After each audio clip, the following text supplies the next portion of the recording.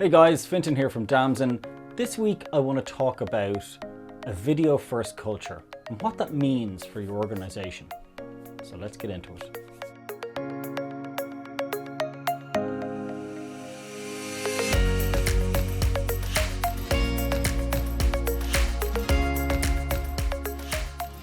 So what is a video first culture? Well, I think it's something that's rather topical at the moment, and it's almost something that has been forced upon a lot of organizations.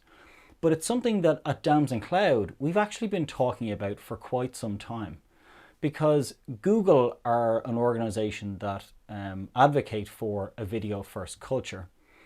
And what it means in practical terms is an organization that looks to promote, or not necessarily force, but encourage its employees to use video calling as the primary source of communication within their organization.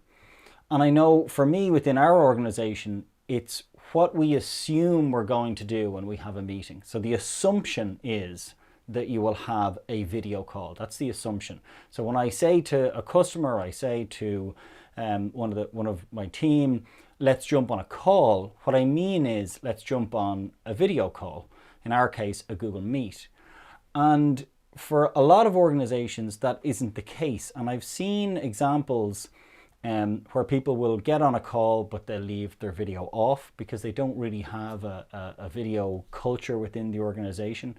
I've even had it within the sales process where I'm maybe buying a new product and I get onto a Zoom call or a Google Meet or a Teams call with another company that's trying to sell to me, and the salesperson doesn't put their video on. And that to me doesn't make any sense, because I work primarily in sales and marketing, and so I understand that the interaction that I have, particularly the first interaction that I have, with a new customer or potential customer, is extremely important.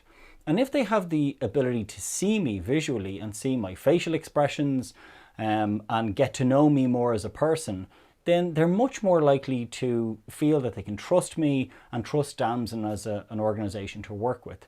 So for me, it makes a lot of sense to share my video all of the time, but particularly when I first engage with the potential customer. So when I'm in sales engagements on the other side of it and I'm the buyer, I don't understand that. And I think it comes back to what we're talking about, the video first culture, that if that organization isn't saying to its employees and its sales staff, this is a normal thing to do, it's okay to share your camera on screen with your customers or with clients or with individual team members, then that's not something that they're going to do automatically. When I jump on a call with a Googler, they always have their camera on, and that's just a normal way of interacting with them. And the same with our customers when they jump on a call with us, and they get used to that fairly quickly. You know, depending again on the type of organization that they are. If they've been a customer of ours for a long time, then they'll be familiar with it, and probably we've brought them on that journey so that they're now a video first company, or you know, video first is a culture within the organization. So that's my kind of own experience with it. I think another piece, as well as the people part, and the people part, as many of you who know me will know that I'm very passionate about change management and about changing the culture of organizations, and that you have to bring the people with you, because you know, you can't just implement the technology and expect it to be used. But the technology is also important, and when you implement standalone solutions, for example Zoom, and I've seen this in companies where there's a couple of Zoom licenses, and maybe someone has to request or book in their use of the license, then that's not leading itself or lending itself to a video first culture, because not everyone has the ability to have a video call quickly or seamlessly. With organizations that use G Suite, Google Meet is part of the suite of tools. So everybody in the organization has the ability to get onto a video call with an individual team member on a one-to-one basis or on a group basis. It isn't something that is restricted in terms of its use. And I think that that's really important if you want to push a video first culture within your organization. How your office is set up will again lend itself towards or against a video first culture.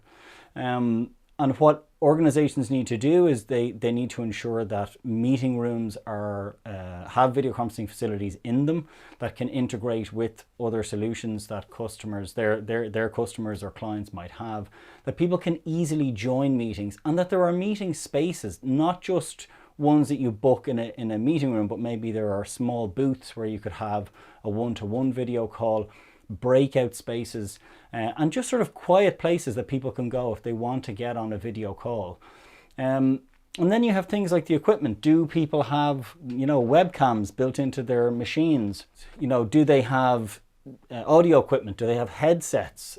All of these kind of things will help people in terms of the tools that they have to get on a video call quickly and seamlessly. And I can remember this within a large customer of ours that had 1,000 employees, where they went and got headsets, Jabra headsets, for everybody within the organization. That simple purchase allowed employees in the organization to more easily get onto a call because they now had a headset. And previously it was much more disruptive, or it depended on whether that individual had their own headset or not. So giving people the right tools is also extremely important. But as I said, the culture piece, even if people have the tools, if the culture doesn't allow it, then probably people won't do things like share their cameras. So as I said, I've been in calls with people. The technology is there, they have the webcam, but they won't actually turn it on. And I think that that's really interesting. So that's where the culture piece comes in, and where higher ups, executives in organizations need to lead by example. And you need to be saying to people, this is okay. I'm sharing my video camera when we're on a call. And now with so many of us working from home, I think that many organizations have been thrust or thrown into video conferencing, and it's something that maybe they weren't used to doing, not as familiar with, and suddenly they're having to figure out how this is going to work for them and their organizations. So I think you need to think about those kind of three things: the technology and the tools that you're actually giving people, also the kind of infrastructure as well. Like if you've got people VPNing into some office connection and they're jumping on video calls, that's going to make that much more difficult. So thinking about those kind of things and whether your infrastructure can handle it. Do they have simple things like broadband? Do they have headsets? All of that kind of stuff is important. The people part, have you trained people? Do they know how to use it? And then the kind of culture piece at the executive level, at the top levels of the organization. Are you saying to people, this is okay? It is okay to share your camera when we're in meetings, and we default to a video call. We don't default to picking up the phone and making a phone call. We actually default to getting into a video call with customers, with team members. And if you can get to that point, then video just becomes pervasive within the organization. And that's fantastic, because people are having much more natural interactions with each other. And it's less about, only having that audio piece. You're also getting that visual interaction, and it's much more effective. And I find personally that I build much stronger, much better relationships with team members, with clients, with customers. And it enables me to get stuff done faster because I'm having that better interaction, and I'm able to, realize maybe the particular intonation in someone's voice and the expression on their face means something that I might have missed if we were just on an audio call. I'd be really interested to know from your perspective, what's your organization's take on video? And is it something that is important within your organization? And how has it changed with the advent of COVID-19? Are you now getting onto video calls more often? And is it something that's maybe now acceptable within your organization, whereas maybe it wasn't before? Talk to you guys next week.